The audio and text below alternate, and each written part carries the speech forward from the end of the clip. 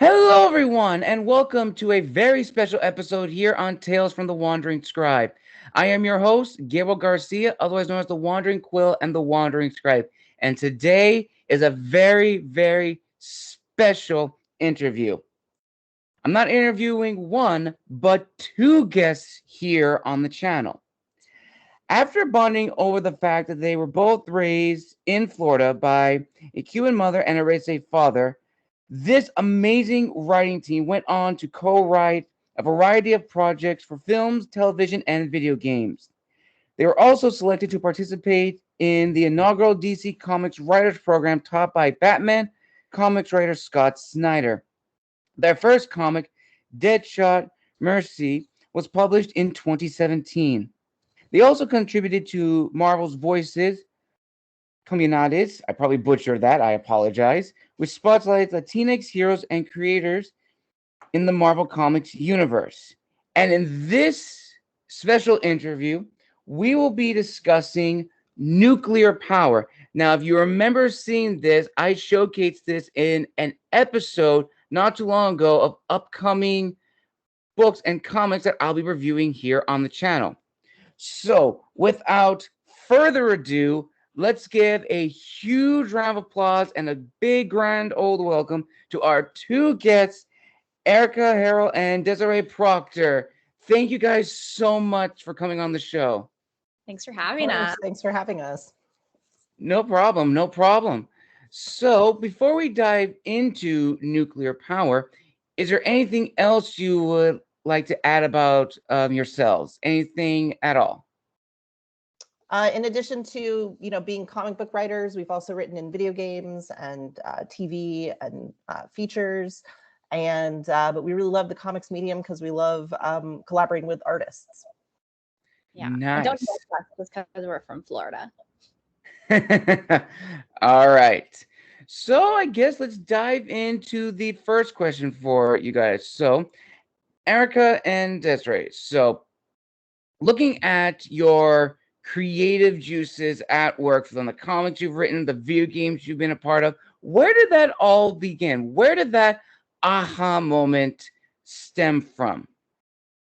Specifically for nuclear power, I think for us, it's with both of our moms having that Cuban background. The Cuban Missile Crisis was just a big part of their lives, especially for my mother, who was living in the States at the time when it happened. And, the fear that her and her family experienced of feeling like they were going to be targeted because there were Cubans being attacked just for being Cuban, and, having to just kind of shed a lot of their culture and identity just to put their safety first. So right. I think that was for us we want to explore that time period more because we do feel like it's kind of been forgotten about a little bit, and especially with all the talk of nuclear war in the present and what World War III could mean. For us, it was kind of a very interesting look back while also looking at our current day. We did quite a bit of research on, how close we actually came in 1962 to nuclear war. And that's something that, seems forgot about by a lot of people. So we were heavily inspired to kind of tell the story of what if things had gone a different way back then, and where would the world be today? Fascinating. And for those that are watching this for the very first time and have not seen my video, could you guys give an overview of what nuclear power entails and what is the story? Sure. Yeah, it's an alt history take on the Cuban Missile Crisis. What if the USSR and the United States had nuked each other back in the 60s during that 13-day period? And what would the United States look like today? And in our story, it's kind of, it's very much based on Cuba, which is technologically, we're stuck in the 1960s. It's an authoritarian government that's taken over. And our main character is this woman who works for that government, who discovers the government has been keeping the secrets from her and the people of its country. and then unites with a group of rebels to kind of like bring democracy back. Yes. Yeah, and she Wow. believes this whole time that like her government has been working in the best interests of her and the people of that place. And when she learns the truth, she basically then needs to set it free. Wow. And viewers, if you have not seen this, let's look at the cover. If that doesn't strike like just a need to like just read this, and I don't know what, because when I read this, I was blown away. The story is impactful.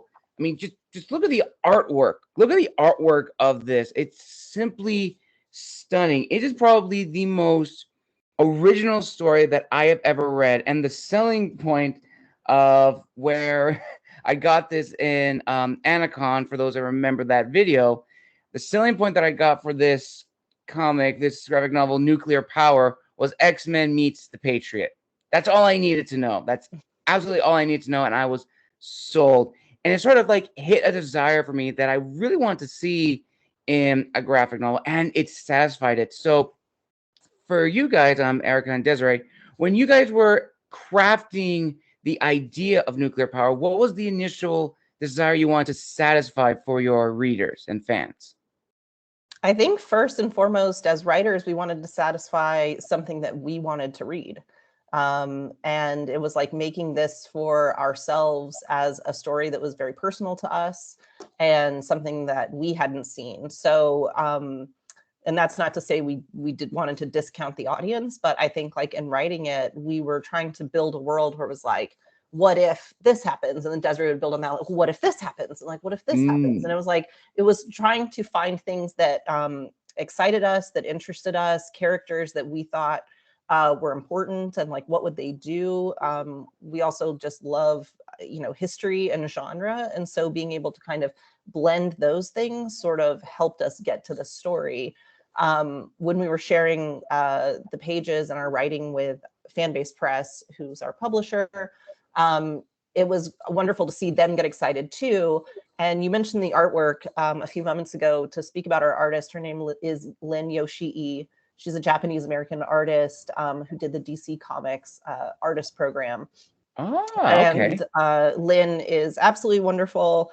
And, we're of course sharing our writing, our pages with her too. And to see her get affected by the story was then like, okay, we're onto something here. People will, respond to this and people will like it. But to answer your question, first and foremost, it was about us. Nice. Very, very nice. And then sort of now going forward in time. So when you're now actually working with your team of artists who like craft the panels, like saying like, okay, this is what's going to happen here. This is who's going to be talking here, and just outlining, beginning to end. Did that desire also translate over to your promise? Was that very much the same? Oh, go ahead. I think for us, we really left the artwork in the hands of Lynn. Traditionally, when you're doing when you're writing a comic, you're supposed to write out how many panels per page, Okay. which panel.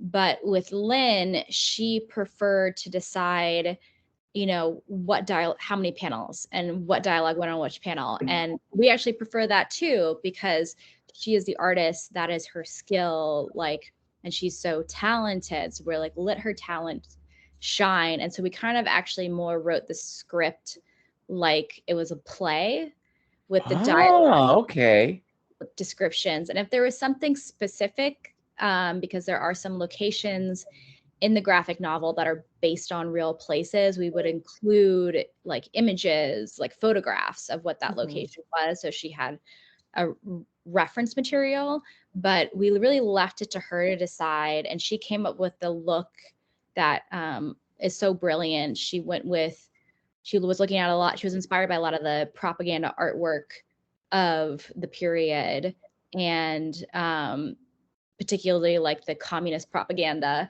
right. And that's the look that she went with for the graphic novel. And the colors will sometimes change depending on location or mood. Yes.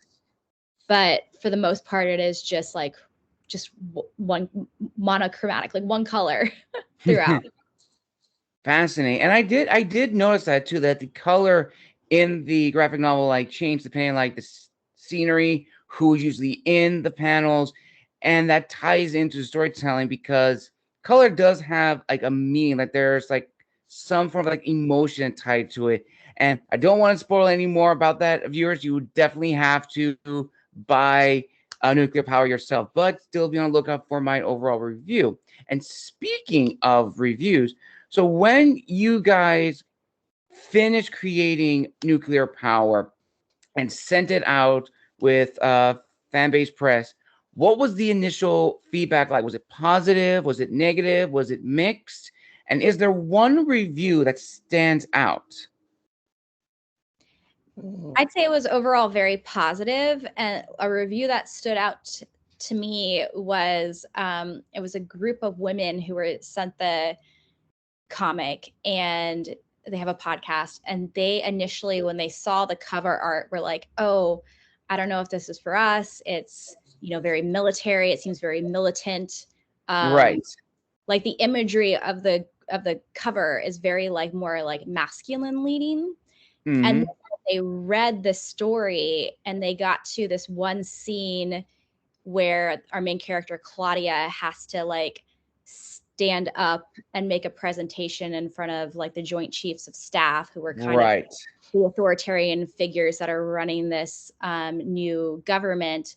And they just like kind of just dismiss her concerns because of her gender.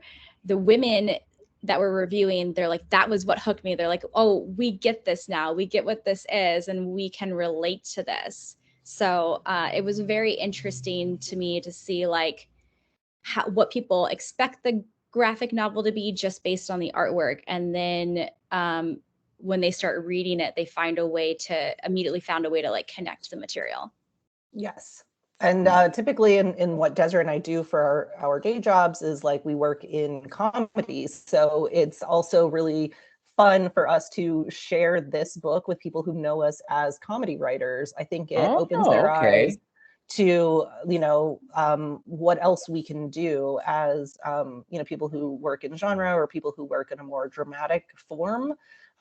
It's, you know, it's not necessarily like a review, but it is like, it's very awesome to have a book that we physically can hand people to share with them and, you know, have them kind of provide so much fun feedback about like, oh, I thought you guys were, you know, funny. Like, it's like, we are funny and we're other things too. Nice. That's really cool. And that's great that there was this overall praise for Nuclear Power, and it should.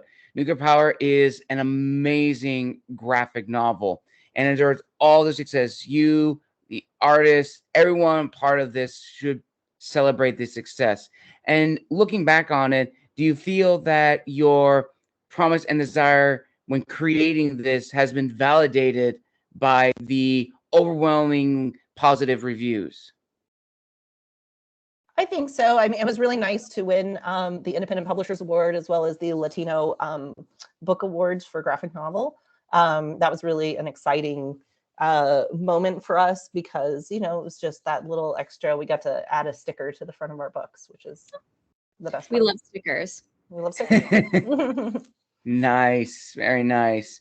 Now we lead into another question, which is a little bit of a heavy hitter. So just brace yourselves. So, as I'm sure you guys may agree with, and you probably may have told like other people wanting to start off in this industry, being comic writers and also writers for television, films, and games. It is a lonely process in the sense spending hours and hours crafting the story, going through edits, trying to make sure it hits all the marks, and then sending it out there, and wondering if it's going to be a hit or miss and it's going to resonate with the audience. And then that voice of imposter syndrome creeping in the back of your mind, saying that you're a farce, you're a fake, you shouldn't be in this industry. And I'm wondering for you guys, when you guys started off in the industry, did it ever happen for you guys? And if not, what has disciplined you to continue writing, to continue creating? Because to your core, that is who you guys are. You guys are creators, you guys are writers, and you're not going to stop. Erica and I always pause because we're always like, "Oh, are you going to speak? Are you going to speak?" Are you going to speak? I'm feeling a little under the weather, so I have a cough drop in my mouth too. So like, maybe she's going to speak, and then I'll wait for the cough to pass. Erica has a cough drop in her mouth. I'll take this one. It's definitely. I think I don't know why, but I think from a very young age, I always had that kind of. When people told me I couldn't do something and that odds were impossible, it just made me want to do it more just to prove them wrong. So maybe it's just insanity that keeps me going. But I still feel that way of like, and I've also, there's a lot of ups and downs when you're trying to make a career as a writer. And one of those down moments where it's like, doesn't seem like anything's panning out. You often think, well, what else could I be doing? And it's like, I can't imagine myself doing anything else. And so I think if you really want to pursue writing, it is really hard to make a living as an artist. But if you really think about it and you can't imagine yourself doing anything else, that just means you're an artist and you just have to try. Yeah. Right. And to piggyback onto that, I think imposter syndrome is both the realest thing and the fakest thing. Because like, what if I'm saying to myself, I'm an imposter here, like you're really taking yourself down in that. And you should look around at like other people and be like, they're imposters. Everyone's an imposter. You know what I mean? So if everyone's an imposter, I'm not an imposter. There is nothing that separates us from anybody else in their skills of doing things. It's just the ability to put, pen to paper or, fingers to keyboards. So, if you're telling yourself you're an imposter, it's like, then you are your own worst enemy and you're standing in your own way.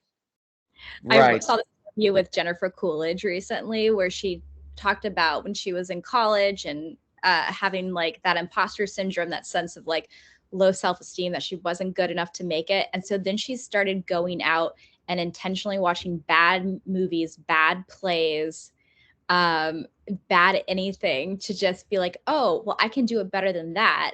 And so if they're doing it and it's bad, then I can do it and at least be better than that. And that's what kept her going. And now look who she's becoming. She's like one of the greatest comedians of the time. So, if you're ever feeling bad, I'm like, go watch something that you think is bad and be like, I can do it better. And things are like, bad is also subjective. Like something that is bad to someone is incredible to someone else. Like, and it's it's the same thing like in comedy too. Like, it's like, if you tell a joke, like maybe it lands with 50% of people, like maybe it doesn't land with 50% of other people. That doesn't mean that it's not funny, that you are any less than in those things. Absolutely. And you guys are 100%. And also, thank you, Erica, for also adding a little add on that imposter syndrome is the realest, but also the fakest, because you're right. Everyone is an imposter in their own way all around us. And you do take yourself down when you believe that. But I also think, adding on to that, when creating, being a self-published author and struggling with that, myself still struggling with that, no one can tell your story better than you. No one can tell your story better than you. You know it in and out.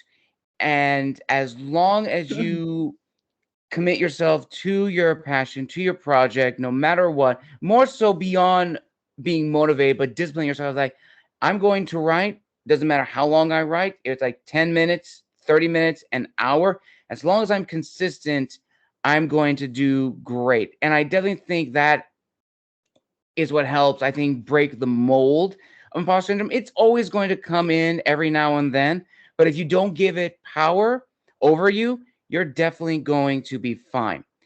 And I think from here, now I'm going to transition over to the business side of the interview. So I'm going to try to reword this first question a little differently from my previous one. So Erica and Desiree, when you guys finished crafting Nuclear Power, was Fanbase Press the initial publisher you guys want to work with, or were there others? And maybe can you guys tell us about the sort of like business side of trying to publish a graphic novel in the comics world? Yeah, we actually went to fan-based press early on, even before the writing of the graphic novel was fully done. We had an idea of where the story was going to go and kind of an overview, but we didn't have all of the issues written out. Fan-based press is a local publisher here in Los Angeles. They are wonderful. They have published a few books, and they have such great taste. One of their books called Quince was really wonderful and an inspiration to us. So we met Barbara and Bryant. They're the two. Barbara's the editor-in-chief of Fan-based Press. Mm-hmm. And they had such just a wonderful energy and such a wonderful mentality about collaboration that they were our first choice in this. And on the business side of things, we, as Desiree and I, as the creators, retain all of the rights to our book. And Fan-based Press is our publisher, so they're responsible for the printing and kind of the distribution. Mm-hmm. They go to all the conventions, they sell, they keep the momentum, they keep track of all the like money aspects Right. of things. But we took care of hiring our own artist, and that's Lynn, who we brought in for this project. Nice. And then kind of leading into that, now more of like in terms of like the audience. So I imagine a graphic novel or like comic books, and it's like books in general, you want to market to an audience in mind. You can either go broad to get a large audience or narrow in on like a specific audience, whether it's sci-fi, fantasy, alternate history, whatever. And I think that's the same thing for comics and graphic novels. So for you guys, how important was it to really understand your audience? And who would you say the audience is for nuclear power? Or if there is like a particular audience or a reader for nuclear power? What's interesting about that question is, like, as Erica mentioned earlier, is we were writing the graphic novel for us. And so we imagined the audience would be like us, women about our age who are interested in comics and history and genre. But then when the graphic novel came out, we actually found that we had a bigger audience with older men who were alive during that time. So that remembered the Cuban Missile Crisis. They were probably like children when it happened. So, like my mother, who was a child when it happened, they were about, my mother's age. And I think part of that is, like we mentioned with the artwork, it's very like militant.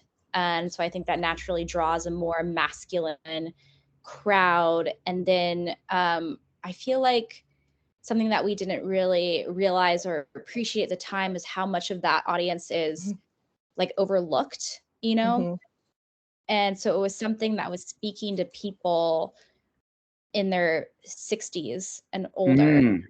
Right. Or even like a male audience who is interested in history also tends to be very like drawn to this. Whereas like if we can get women, like, if we're at a convention or whatever with fan base, if women start flipping through it and actually begin reading it, like Desiree said, it's like they'll get past the cover and then they're like, oh, this is a very feminine story and this is a very like feminist story. Right. And they get engaged that way. But like from first glance or from people, and it might be that men maybe are more at these conventions ready to purchase, and they're just, they're out there looking for new things. So that might already be like an easier barrier. But when men approach the table and they find out it's about history, if they're interested in history, they're like in. Yeah, we've had a lot of support from men with this graphic novel, which has been great and wonderful to see. Awesome. And that kind of goes into like the next question, which is like, as I mentioned before, going back to, being an author, finding your voice, like crafting the story itself. I don't think another research tool, same thing, maybe the same thing for comic writers and graphic novel writers, is writing in the genre that you want to be a part of and like researching and reading other stories in that genre to see what works. So for you guys, when you guys were crafting this story and how you want to tell this story, were there any other graphic novels, any comics that really helped you guys in terms of like how to approach the characters, how to create the story, how to develop the world, or was it simply on your own? I think it was more of actually researching nonfiction, like nonfiction research. Okay. A big inspiration was Robert Kennedy, John F. Kennedy's brother, wrote a book called 13 Days about the Cuban Missile Crisis. Cuban Missile Crisis, and being part of like the XCOM board. And the XCOM was like this group of people who kind of butted heads with the Joint Chiefs of Staff at the time about how to handle the Cuban Missile Crisis. And they're the ones that helped like us avoid going into World War III. And so reading about that, and then reading anecdotes from also soldiers that were fighting for the USSR at the time. Oh, okay. Like the opening of the graphic novel takes place during the Cuban Missile Crisis, and those characters that are in the Foxtrot submarine right, are actual people from history. And it was okay. It was actually a true story. And one of the men, you know, when the USS Randolph was like sent shelling those depth charges. Right. Yeah, they actually thought that they were under attack and World War III had already started. And so they were just moments away from nuking the Randolph and nuking South Florida. And it was one guy who spoke up and said, maybe we should like hold off and wait. And so that was a big inspiration for us. What if that guy hadn't spoken up? Wow. So that was where a lot of our inspiration came from. And also doing research and looking at, like, we looked at the nuclear target strikes, like who would have nuked where, and like what countries like basically wouldn't exist. And so that's kind of how we really built our story. Was, I mean, we love graphic novels, we read a bunch of graphic novels, but for this particular story it was more fact than fiction that inspired us. Wow. And who was there at that time, and then, you know, as the comic goes, you know, like what happened to John Kennedy, since, you know, like his assassination doesn't happen in this alt timeline. So we're kind of like drawing on different, basing it in reality, but like, you know, kind of modifying it to what we thought was just very interesting. And nice. And from what you guys just said, reminded me of another graphic novel that I read growing up, which is very similar to this in terms of like it's a blend of fact and fiction. And I forgot the author's name, two brothers, but they were the authors of the Sons of Liberty, which is what if Martin Luther King Jr. and Malcolm X were young men during the Revolutionary War, but had superpowers. I have the first two books to this day because it is very, very amazing. And as a student of history, I absolutely love when history is used in different mediums, in different approaches. And it honestly reminded me of that from what you guys were talking, that it's a blend of nonfiction as well as a little bit of fiction elements spread throughout. But it is very accurate because, of course, without the superpowers, of course, and the radiation, a reality like this could have potentially happened. The United States could have been like this in one example of a nuclear fallout during the Cuban Missile Crisis, and that is scary. And I imagine, as you guys have mentioned before, a lot of your readers who grew up during that time probably said the same thing, that this could have been a possibility. And that is honestly the most important thing for any creator, for any writer, is that connection with the readers. And again, congratulations to you guys and your team for that. Which then I think leads into another important business question, which I don't know if you guys had the same thing or it's a little bit different, which is, of course, writing for trends and writing for clicks in the publishing world. Now, For authors, I've spoken a lot about this on this question, where some say it's good if you can meet the market. Some say it's not, in the sense that it's not your most authentic work and you'd miss the trend. And I'm wondering, for you guys as graphic novel writers and comic writers, if it's the same thing in that industry. For us, I mean, this book took close to 5 years to make. So if we were trying to hit a trend, we would have had to know about that trend so far ahead in order to make that happen. But while we were, working on it, while Lynn was, crafting the art for it, that is also at a time where North Korea was like escalating their nuclear program. Iran was escalating their nuclear. We're like, oh no, like this happened to be in the news frequently. That wasn't something we were chasing at that time. It wasn't, even like currently right now we're there's war in the Middle East that's happening. We were not anticipating any of that stuff. Again, we were kind of trying to tell a story that we thought was interesting about a time period, but looking forward. And we happened to just almost feel like oracles at a time, being able to be like, oh no, this is happening. But it wasn't for us writing towards a trend, because we think, trends will come and go, but a good story is a good story. So whether, this hits right now in 2024 and we find readers, or in 10 years if it finds readers, or in 20 years it finds readers, it's like it'll just always be out there in existence, as opposed to chasing something that might just be like a TikTok dance that goes away in 2 months, Right. Absolutely. 100%. And that kind of leads to like a little fun question for another heavy hitter. So with the success of nuclear power and being a blend of fact and fiction, are there other periods in history that you think would be good stories to tell in your guys' own style, following the same format you guys did with nuclear power? Oh, it's so interesting. Yeah, I mean, there's so many interesting periods in history. And I also think that sometimes it's more about like the character, or something like, we've always been interested in like the Edwardian era has been very fascinating. Oh, okay. Mm-hmm. Yeah, because it's a time of a lot of change in the world, especially for like the women's movement. But then we're also like always have been really interested in more of like the Arthurian era too. So I don't know, we have a lot of time periods we're interested in.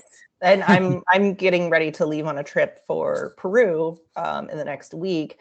And I'm super interested in the Incas and the advancements in civilization that they had back in the day. Like, it is phenomenal what they did. And I'm very excited to be able, and very lucky that I'll be able to travel there and kind of learn more about their history, because the Incans and the Mayans, like, they were so advanced, like, for what they were doing. The communications were so advanced for that time, and like how, they built their structures was just really interesting. And so, I think we're fans in general, like, about like, like everything that Desiree said. It's just about kind of finding, the right characters to place in some of those settings, and finding the right blend of genres that we would maybe, like, want to bring to something like that. So it isn't, so for, for us or for readers, it wouldn't just be like, okay, like, you could have just learned that in a history book, or you could have just, it's like, what new thing are we going to bring to that time period or that place?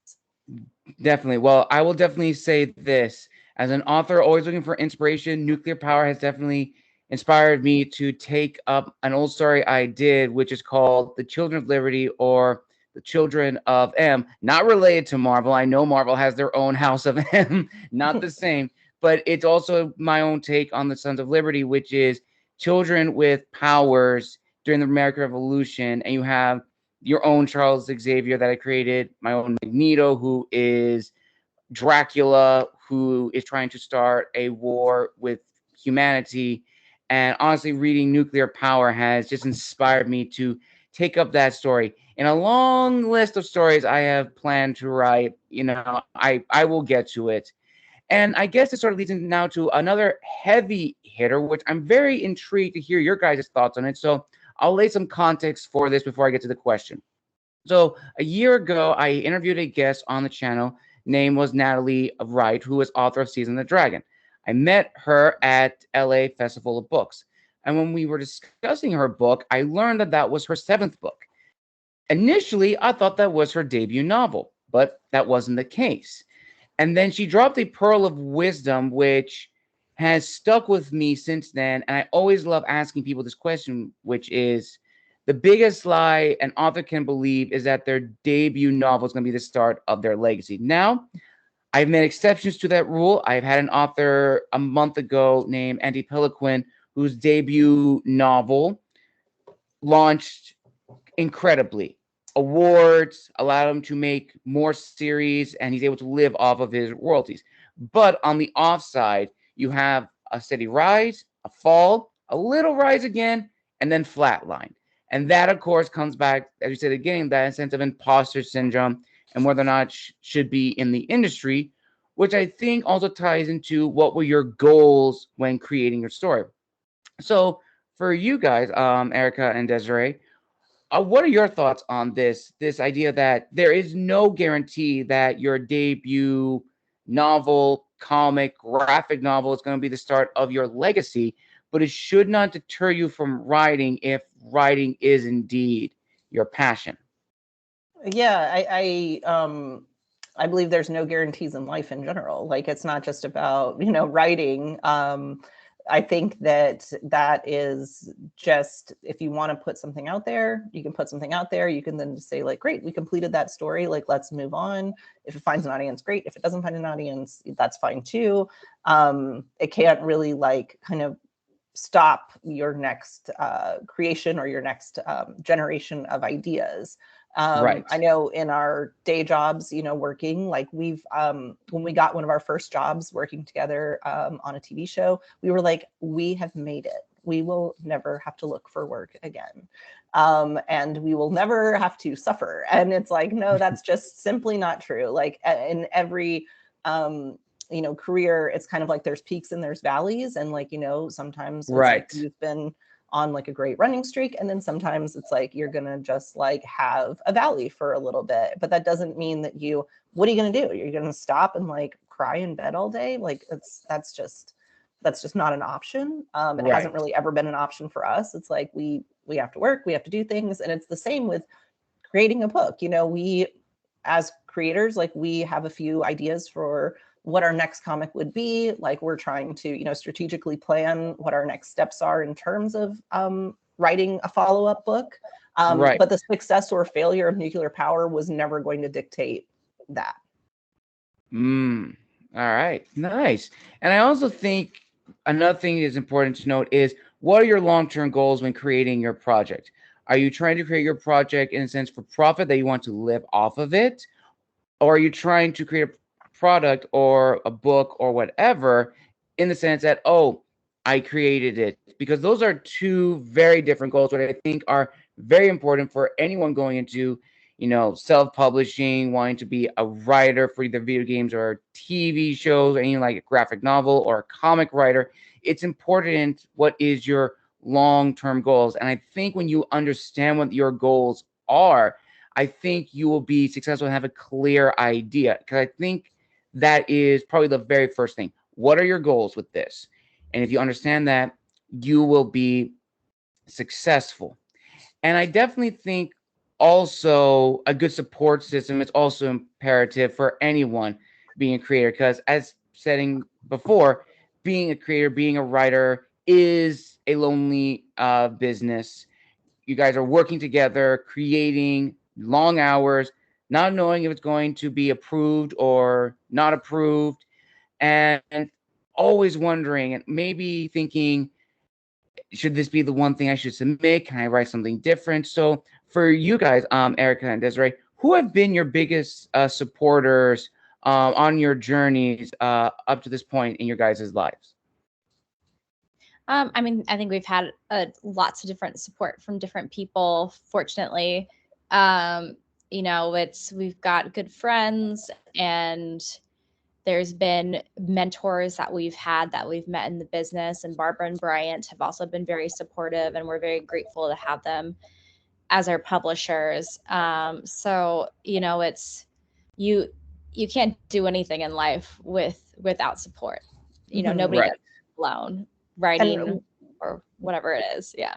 yeah, we've also been fortunate to literally have the support of each other, and the reliability of each other. And I think that that's also been a thing of just being like, you know, hey, we're going to commit to, you know, giving up our weekend to go to this convention to try to, you know, be with fan base and sell books, or we're going to, you know, give up a late night to stay up to finish, you know, an issue, or, you know, one of us, if one is sick or, you know, has a cough drop in their mouth and needs to answer a question, the other one will be there to sort of answer it. So we've definitely like had that from each other, and that is a similar thing too that carries over into our other work, is just being like, you know. Nice. Yeah.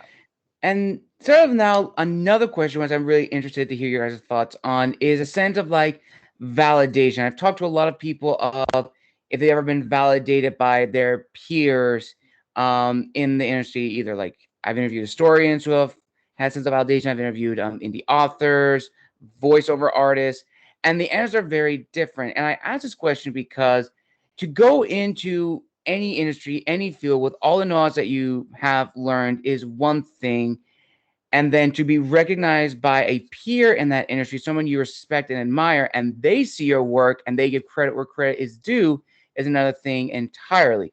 So for you guys, has that ever happened in your daily lives? And if so, what was that feeling like? I Eric, think, oh, go ahead. oh, am I breaking up? No, go ahead.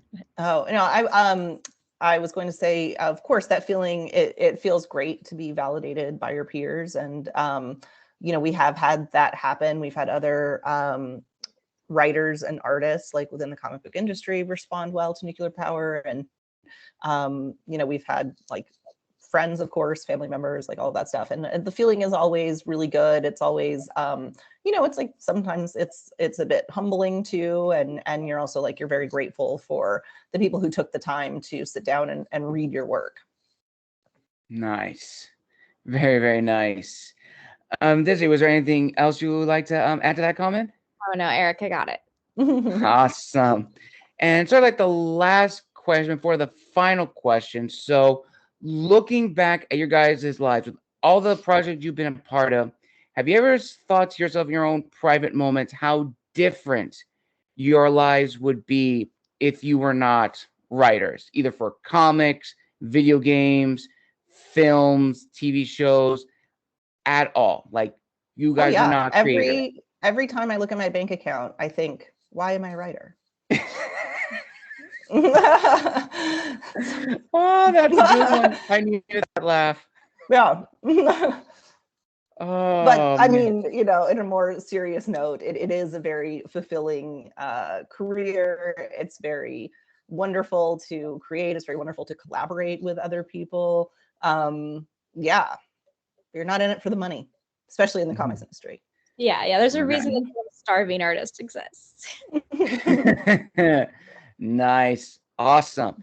And now we arrive at the final question of the interview, which I'm very excited to ask you guys. So, Erica, Desiree, with all the knowledge you guys have learned about the industry from the beginning to now, with everyone you've met who have mentored you, who have shown you the tips and tricks of the trade, what is your word of wisdom to future writers and to future graphic novel creators who want to get into the industry, or even people who want to become writers for television, films, and video games? I mean, the industry is in a major upheaval right now.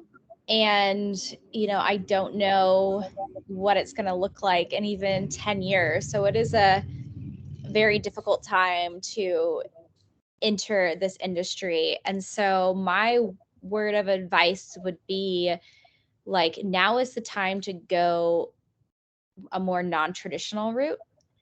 Whereas Erica and I started the more traditional way. We started as production assistants on television shows and kind of worked our way up. And, you know, now it feels like with the advent of like TikTok and other ways that you can get your work out there, it's like you don't need to move to LA and start off as a production assistant and work your way up. Just start creating art and sharing it with people in any way you can, and find that new, different avenue that's going to take off. And like I said earlier, a good idea is a good idea. However you choose to use that idea is, up to you. But as Desiree said, it's a really hard time in the industry. There isn't, belts have been tightening like on budget fronts. But if you can, and you're passionate about your stories, like build your arsenal, take the time to build your arsenal now. And then if things get better, like, look, you have a stack of work that you can then share with people. And kind of, much like people say, like, if you take up running, like all it takes to, start running is to start walking, start jogging, build your way up to that. Right. Like it doesn't cost more than like pen and paper, or if you already have a computer, Right. it doesn't cost more than that to start writing. So keep going and good luck.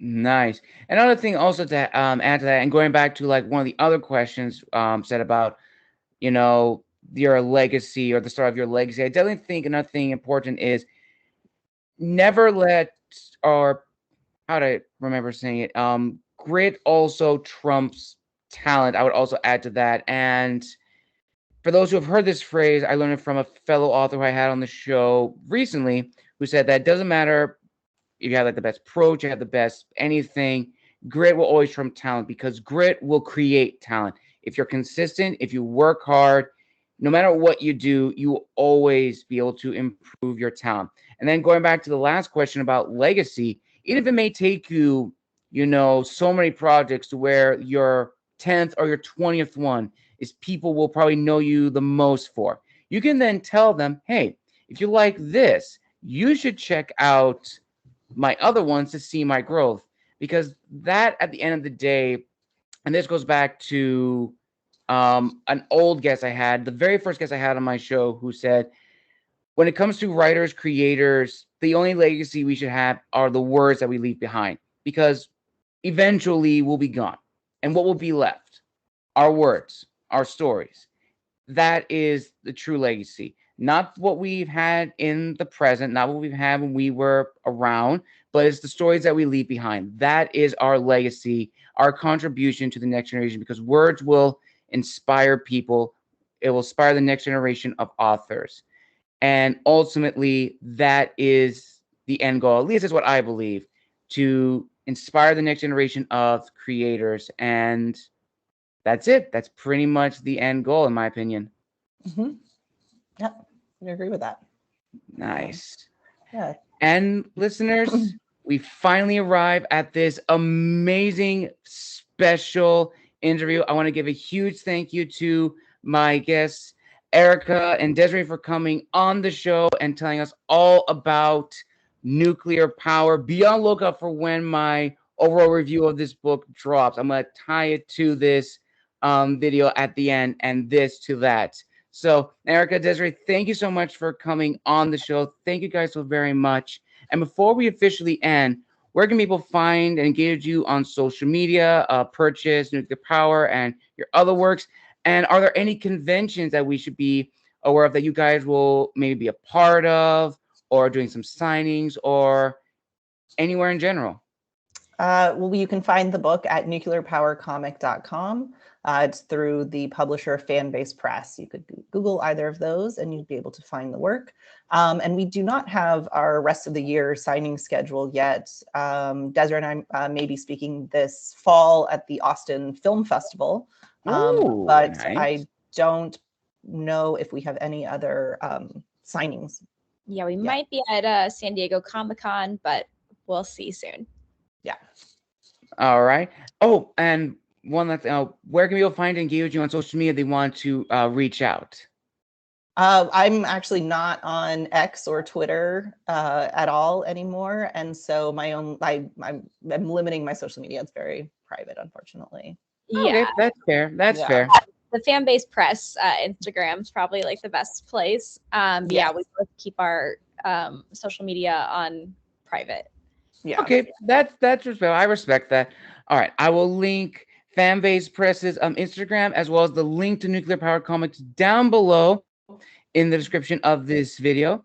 And again, listener viewers, thank you so much for joining us for a very special double interview here on the channel. Again, a huge thank you to our guests, Erica and Desiree, for coming on the show. This was a very fun interview. I think I just got a little peek, a little teaser into the graphic novel, the content industry, and the other industry that creates. So thank you guys so very much for coming on the show. It really means a lot. Yes, thank you so much for having us. Have a great day. You're welcome. Okay, bye-bye. And until next time, this has been The Wandering Scribe and The Wandering Quill signing out. Make sure to like and subscribe and comment down below.